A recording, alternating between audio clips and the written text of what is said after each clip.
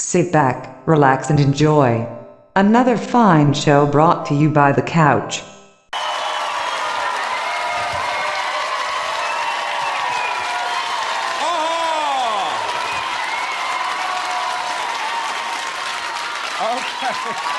right, that's enough. That's enough. Okay, well, tonight is going to be a tremendous evening. It's been okay so far, but it's going to get better because I'm here. Only a couple of disappointments. Michael Flatley was going to be performing a 10-minute bare-chested extract from Lord of the Riverdance, but unfortunately, during rehearsals, he snagged his tights on a nail, fell off the stage, and died. There'll be a minute's silence for him later on. It's up to you if you observe it. You might want to combine it with a trip to the loo. Kill two birds with one stone. Even sadder than the news, the tragic demise of Mr. Flatley, is that we've actually run out of comic relief T-shirts. More on their way tomorrow. There's actually been some concern that the T-shirts were being manufactured in Taiwanese sweatshops by small children. I've made some inquiries and I've been assured that the T-shirts are top quality. The children know exactly what they're doing. They have a very intensive training programme, personally supervised by Richard Curtis. I hope that allays your fears. Now, there are several celebrities who unfortunately couldn't make it tonight.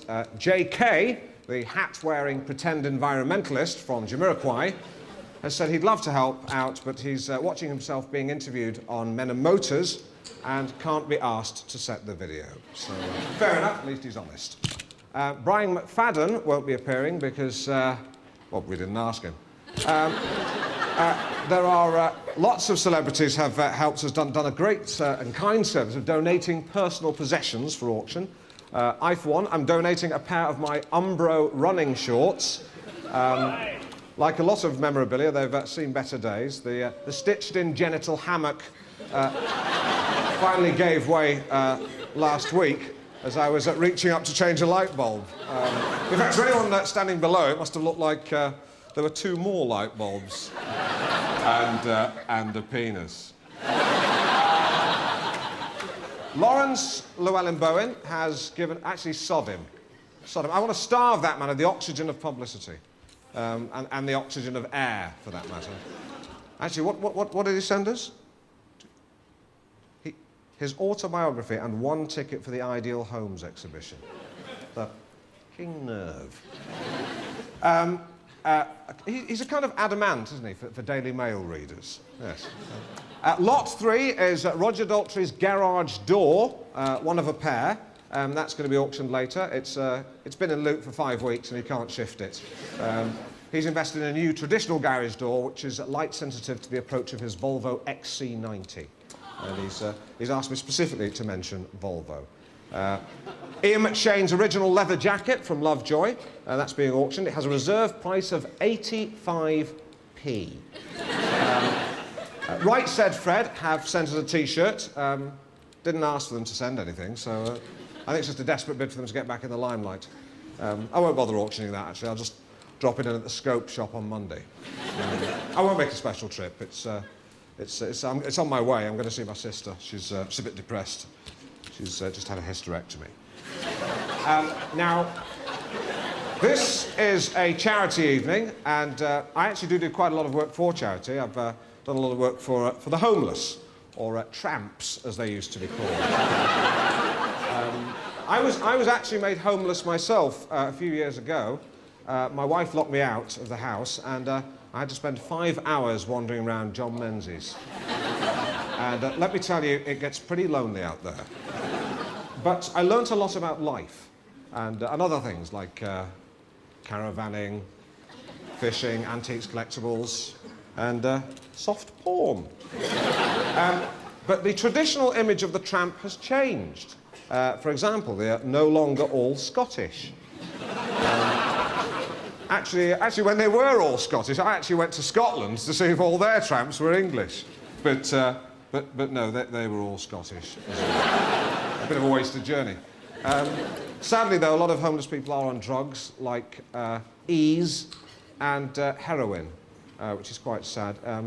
Although the only heroin I'd like to inject myself into is the lovely Kate Adie, who, no doubt right now is smuggling herself into Afghanistan disguised as a woman. Anyway, back to Graham on the other rostrum. Hello. Thank you. Now,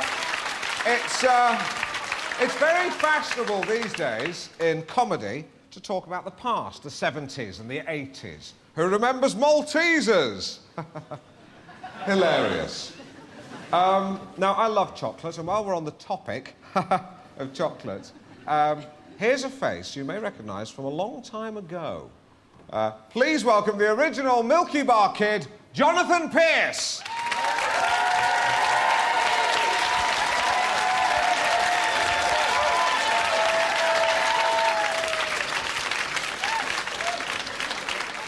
The Milky Bar Kid is strong and tough, but only the best is good enough.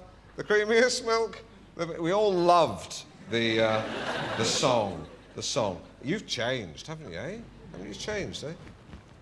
Knowing me, Alan Partridge, knowing you, the Milky Bar Head. Aha. So were you clearing your throat then, or were you actually saying aha? I was clearing my throat. Right, can you just say the aha and get out of the way? Aha. Cheers. Now, what can I say? Who can forget 25 years ago we all used to love the Milky Bar ad with a lovely song implying you were strong and tough, when in fact you were just an undersized blonde boy with glasses. But we all loved your catchphrase, the Milky Bars are on me. What have you been up to since? Well, I've been up to quite a lot, actually. The Milky Bar time was a lot of fun. You know, people used to shout the catchphrase across the street at me and stuff. But the sheen began to wear off, and by the time I was 12, I'd started to drink. I had a terrible... the acting really dried up. I got a job as a cabin boy in Poldark. But by the time I was 15, my father had stolen all my money and left me with about £200. I used that to buy a guitar to form a band, which didn't work, so I sold the guitar to buy some drugs. By the time I was 25, I was selling my body for sex. Jesus Christ. I guess the lowest point for me... Oh, God, there's more. Was I moved into a hostel and I was befriended by a man called Peter, who was a wonderful man, perhaps the first man in my life to ever not take me for granted or take advantage of me, and I paid him back by breaking into his room and stealing all his money, and I broke his heart. I broke his heart!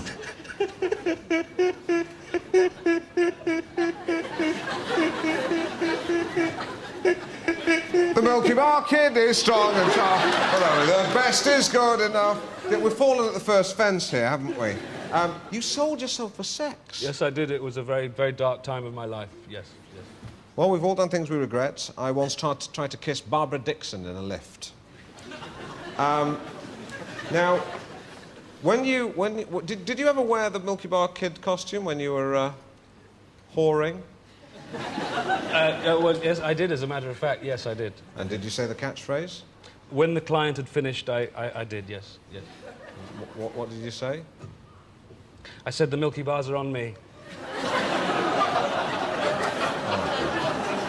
I can see how that would work, yeah. Let's change the subject. How's your life now? It's better. It's better. I feel a lot better. I have my own place now, and hopefully soon, fingers crossed, I'll have a boyfriend. You're gay? Sorry? You're gay? Yes, I'm gay, yes. Cool, cool. Two gay guys, go for it. Yeah. Sorry, I'm panicking. I don't know any gays. Graham Norton's gay. Is he?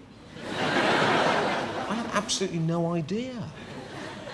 God, this is, you really can't tell these days, can you? Amazing. Well, let's talk about that, because certain words have been reclaimed by the gay community, haven't they, as positive terms, because now it's all right to say queer and sausage jockey. Well, no. No, you can't say sausage jockey. Really? Oh. Well, it's a matter of... It's context, you see. I was coming out of a bar recently, and a man went, "Oh, look, there's a big queer." A marvellous sense of humour. No, Alan, I was offended. Oh, right, OK. Now, what do you do... What do you do to relax? I don't mean poppers. I like to go clubbing. OK, here's a hypothesis. I'm a gay man. I'm in a bar with other men dressed in cowboy gear called, I don't know, Oklahomos.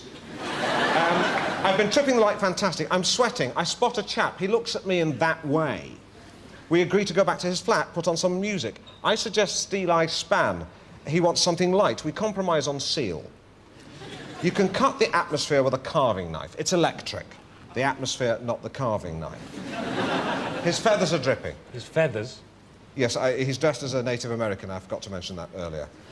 He rips off my chaps. He insists I use a condom, a dicky jacket. He refuses. I insist. He threatens me with a tomahawk. Alan, what's your point? I don't know. I've lost my track. But let's talk about the golden period when you were the Milky Bar Kid on our screens. No, well, I don't really want to be honest, Alan. It was a very dark time for me. I had a breakdown. I turned to... Stop talking about your personal problems. And put this hat on and sing the song. No, well, I don't want to. It's comic relief. Do it.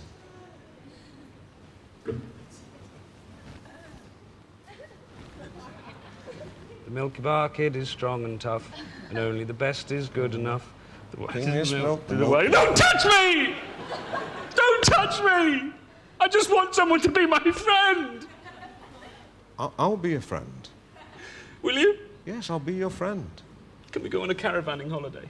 I don't know. I don't have a caravan. You do, I saw it. You live in it. It's static. It can't be towed. What are you telling me? You can't get a caravan? All right, look, I've got contacts. I'm like that with the editor of Caravanette magazine. I can get access to a Monza Buccaneer for 5 days. You're so beautiful, you don't even know it. Where shall we go? The Lake Districts. There's a campsite near Crummock Water. We can go hiking. I'd like to do more than hiking. Well, let's just play it by ear. The Milky Bars are on me. Not like that. Back to Graham.